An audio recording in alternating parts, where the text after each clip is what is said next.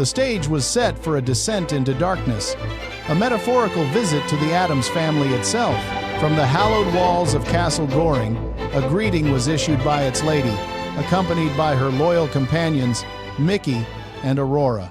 Mickey remained at her feet while Aurora sought solace, still reeling from the perceived desertion of her mistress for many weeks. A moment of tenderness was shared with the devoted animal, soothing her lingering distress before a grand proclamation was delivered. It was announced that on the 14th of December, Christmas carols would once again fill the castle, a tradition revived. The esteemed Arran Choral Society was scheduled to sing, followed by a performance from the virtuoso Timothy Ramsay, who would play upon the magnificent Bluthner piano housed within. The promise was of an elegant evening, and a stern reminder was issued to all, a vow to repeat the invitation until the very day of the occasion, for it was believed that such reminders were a necessary measure. The topic then shifted to a more sinister development: the relentless campaign of harassment orchestrated by Meghan's so-called Sussex Squad, a matter to which many had responded with overwhelming support. It was revealed that this shadowy cabal had undertaken further clandestine operations, a failed attempt to sabotage other works behind the scenes. A direct and unequivocal message was then leveled at the Duchess herself. She was implored to adopt the behavior of a decent human being, for only then might she reap the rewards of decency. A stark warning was issued. One cannot expect the accolades of humanitarianism while practicing inhumanity, nor the rewards of authenticity while being a fraud, a phony so fake she would make a $3 bill seem genuine. Her ceaseless machinations behind the scenes, targeting not only critics but the King, the Queen, Prince William, and Catherine, were dragged into the light with a sharp admonition not to mistake the world for fools. She was warned that her schemes were not unseen. She was condemned as a rancid presence, one who may have successfully duped the banana lover she had ensnared, but she was not deceiving everyone. To many, her nature was as transparent as glass, her motives laid bare. A challenge was issued for her to continue on her path, for it was a path destined to make her a prime example of absolute failure. It was noted with cutting irony what a singular accomplishment it was to have engineered one's own fall from being one half of the globe's most popular couple to one half of its most despised. A downfall achieved entirely through her own efforts, her lies, her ingratitude, and her utter failure to appreciate the boundless opportunities and kindnesses that had been showered upon her. The question was posed whether the stark reality of her outstanding failure had yet penetrated her consciousness, a realization that clearly had not, and whether she might, just maybe, consider a different path. It was suggested she might try feigning the persona she once fraudulently projected, that of the nice, kind, decent, and wonderful person she pretended to be during her upward trajectory. A pointed reminder was issued of her past sycophancy, of the myriad ways she had ingratiated herself on her journey from middle-class obscurity to royal duchess, a journey with many sordid stops along the way, and no, the reference was not to hockey players or naughty chefs, but to other affairs she would surely recall. The matter was left to hang in the air. Any notion she held of prevailing was summarily dismissed. She had not prevailed yet, and she was assured she never would, for she is an outstanding failure. It was observed that if she possessed even a shred of humility, which she does not, she would seek help and perhaps readopt the fraudulent habits from her days of climbing the ladder, be it horizontally, vertically, or in any other sordid fashion. The sheer audacity of her and her acolytes' actions was condemned, with a tantalizing hint of secret knowledge, deeds so dark they would not be made public, lest they inspire the very sickos with whom she surrounds herself, who are much like her. The risk of inspiring such individuals was noted, though it was remarked that the current tactics were merely the practiced habits of bots, fraudsters, and other nasty pieces of work. The voice of a viewer, Bonnie Cody, was then shared, expressing a Canadian's disgust that Harry, the traitor, was on their soil. Recalling his scandalous Nazi uniform incident, she pleaded with King Charles to strip him of his title.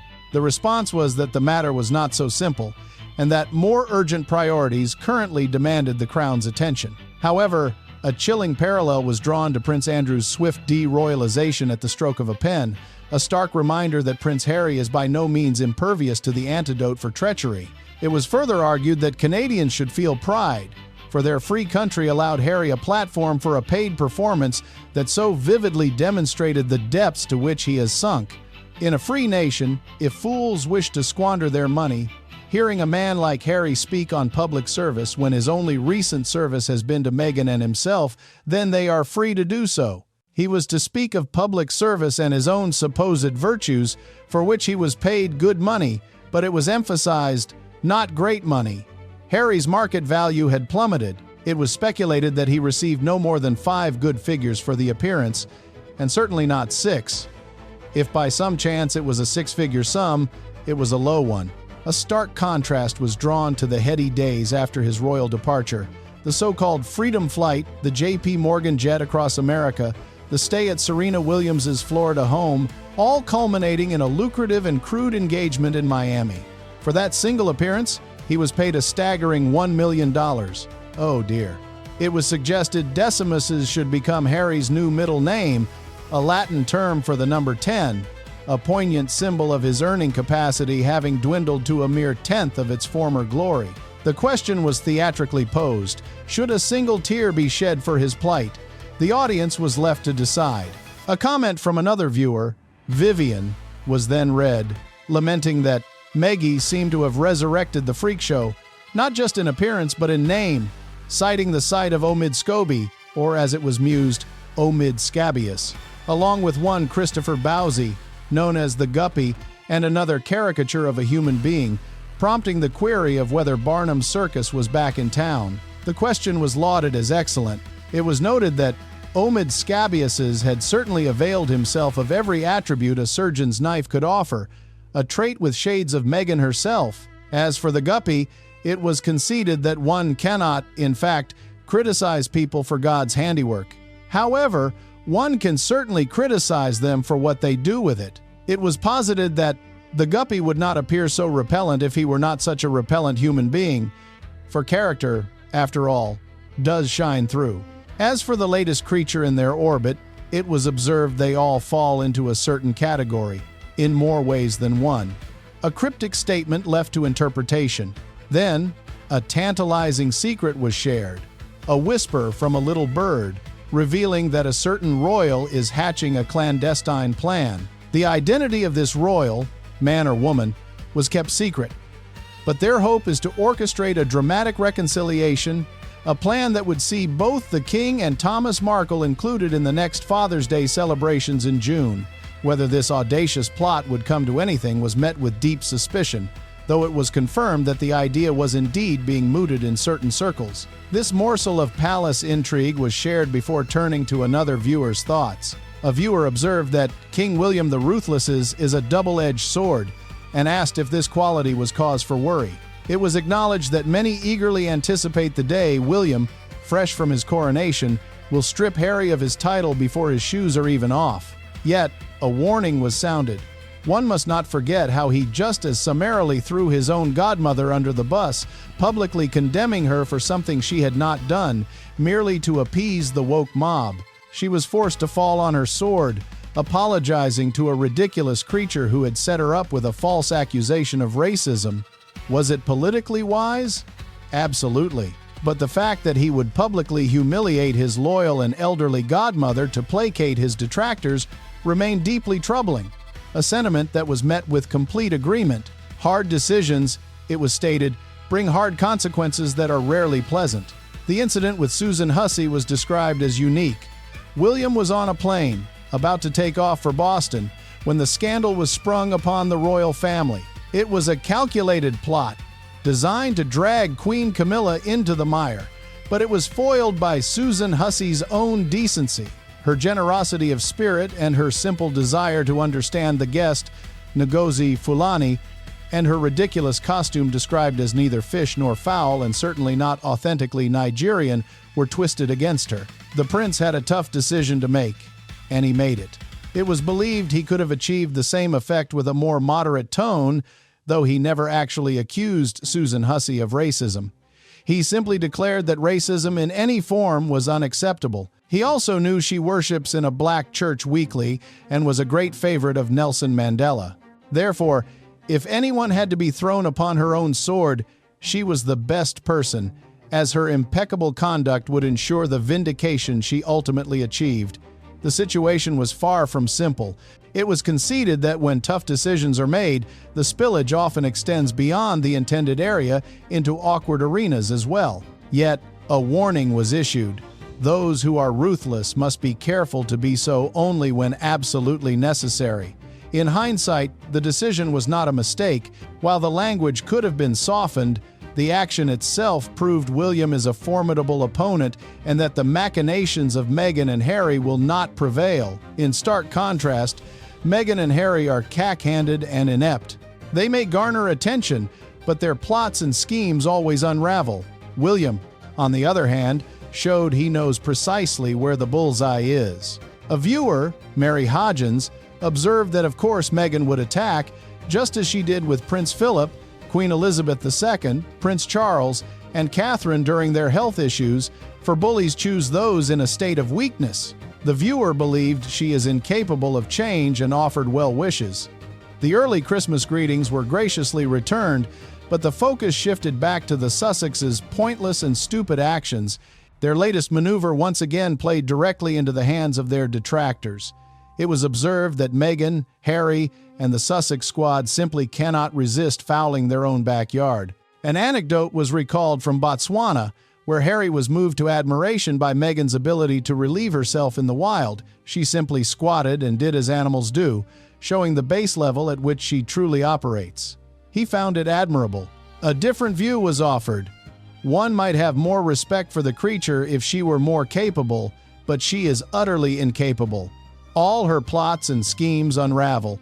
The lesson she has yet to learn is that she is too dumb for the game she is playing.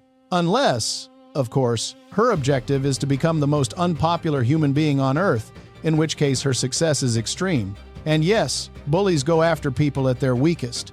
However, the Sussex Squad and the Meghans of this world have now discovered that even when their target is in agony, and even when drugged to the gills, and even when suffering from one of the most painful and serious injuries it is possible for a human being to experience, they are still no pushover. They have treated the world to an instructive lesson.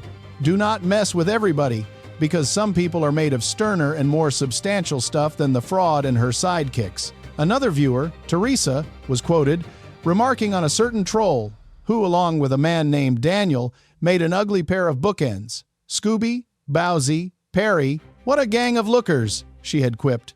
The observation was deemed highly accurate, sparking speculation that what she finds as a basis for sympathy with them all is their shared unattractiveness. While one cannot help being ugly, one can certainly help remaining ugly. The case of Aristotle Onassis was cited a physically unappealing man who, within 90 seconds, revealed himself as one of the most attractive personalities possible. This attraction was not sordid, but one of character. In contrast, it was declared that Omid Scabius clearly has deep problems, because anyone who is such a study in artifice has to be self-hating on some level, a trait with echoes of Meghan. As for the guppy, one cannot help what one looks like, but one can help what one does with it. And Perry has certainly made a huge success of himself. But the point was interesting. Most of the people with whom Meghan surrounds herself are not particularly physically appealing. Not all, but most. A curious pattern indeed, one that was suggested to have something to do with a complex. Another viewer proposed a grander conspiracy. The mass hysteria from Virginia Giuffre to Prince Andrew, to Harry and Meghan, to the manufactured scandal over Prince Edward's peppercorn rent, is all a plot to bring down the monarchy. The problem, they argued, is that King Charles III and Prince William are too short-sighted and selfish to see it. They are trying to save face and appease their enemies, not realizing they will soon be in the line of fire. This theory was met with resounding agreement. It was clarified that both Prince Edward and Prince Andrew paid millions for their leases, so any talk of peppercorn rent is utter rubbish. There is clearly a groundswell of anti-monarchist feeling being capitalized upon. The monarchy is in danger, in a way it has not been since the time of Queen Victoria. Everything is spun into something it is not, and the mainstream media are doing much of the spinning. Some of them may think it is safe, that the monarchy is secure, but the French would have said that in 1787. The Russians said it in 1914. The Germans would have said it in early 1918, and the Austrians at the end of that same year. These historical parallels were offered as dire warnings. It was agreed, the King and Prince William do not have the vision. They are not sufficiently alert to the danger. They think because they share a net zero agenda with politicians like Ed Miliband, that will somehow save them. They think surrounding themselves with Republicans who share certain agendas will preserve them. It will not. It absolutely will not. They are not alert to the dangers. A private secretary's words from a year or two prior were recalled. He had said, "The royal family has played this whole Prince Andrew business wrong from the word go." He insisted they should have firmly and forcibly stood by him because by his accuser's own admission, no crime was committed. They played it all wrong. That assessment was correct then, and it is correct now. They are appeasing themselves out of existence. Charles should remember the lesson from his marriage with Diana. It does not behoove one to compromise oneself out of existence, and since he would not do it in his marriage, he should not be doing it with his crown. That was the take. The discourse was set to end with two final observations, unsolicited, but deemed very important. The first scandal unfolds around how Rachel Reeves survived the very tapestry of falsehoods she presented to the British public, a narrative dutifully endorsed by Keir Starmer. It is a truth universally acknowledged in the halls of power that if he were to cast her out, he would ultimately be casting out himself. The venerable Jacob Rees-Mogg articulated this very point a day or two past, observing that when a leader dismisses their chancellor, it is often a prelude to their own downfall. Thus, Keir Starmer's hands are bound, rendering him powerless to dismiss. Not Angela, as was momentarily mistaken, but the true architect of this financial drama, Rachel Reeves. They are condemned to sink or swim together in the treacherous political tides. As a consequence, the chairman of the OBR, Richard Hughes, has resigned his post after the premature release of the budget. A commendation is owed to Richard Hughes, and perhaps a future seat in the House of Lords awaits him. One might even call him Lord Hughes of Honor, for he performed the honorable duty of exposing the decay at the very core of this government, a grand deception. There remains no doubt that Rachel Reeves misled the British people, and Keir Starmer was her willing accomplice. The question that hangs in the balance is, will they survive? And yet, a chilling political calculus suggests that a familiar devil in Keir Starmer is preferable to the unknown horrors that might replace him, a preference for a Kerensky over a Lenin or a Stalin. This leads to the second great rot, a scandal brewing in which the Ukrainian president, Volodymyr Zelensky, finds himself submerged in perilously hot water. His own chief of staff, Andriy Yermak, was compelled to resign last Friday after anti-corruption police descended upon his residence. A staggering £76 million shortfall has been discovered, and this is but the tip of a colossal iceberg of corruption. It has long been whispered that Zelensky and his administration are as crooked as a corkscrew, utterly compromised. These are not mere allegations, but pronouncements from the National Anti-Corruption Bureau of Ukraine and the Specialized Anti-Corruption Prosecutor's Office. It is revealed that several government ministers were embroiled in an embezzlement scheme centered on Ukraine's state nuclear power company. This represents but one of the gilded troughs where the powerful elite have had their noses firmly buried. President Zelensky must now tread with extreme caution, for another miscalculation could place him in an utterly indefensible position. It is thought the most elegant resolution would be for all parties to enact a grand charade, behaving as if honor had never been breached. The matter must be concluded. A fascinating rumor now circulates through the global corridors of power that the United States of America will recognize certain territorial gains of the Russians. Such a move would force the hand of Zelensky and his entire cabal of woke ideologues. Starmer, a man who cannot speak truth even about a budget. Macron, a figure whose own theatrical dramas need no mention. The entire assembly of them would prefer this conflict to continue indefinitely, allowing them to prance upon the world stage as great players, when in truth they are petty opportunists toying with the lives of innocent people. A yearning for this tragedy to end grows stronger, for it appears the chickens of consequence are finally coming home to roost. The hope is that this reckoning will arrive, but not with such force that the wreckage cannot be cleared, allowing Zelensky and his crew of profiteers to sail into exile with their ill-gotten gains. There are sound historical precedents for concluding such affairs with a semblance of honor. If nothing else, it discourages the next pretender to the throne from clinging to power longer than they should. Let the questions and comments from the court of public opinion be heard, for they shall determine which dark chronicles are to be unfurled next. The tale is told. Godspeed. And for those who found this account truly captivating, your allegiance is requested: a like, a share, a subscription, the tolling of the notification bell. The whispers of the court must be amplified. Godspeed. Farewell.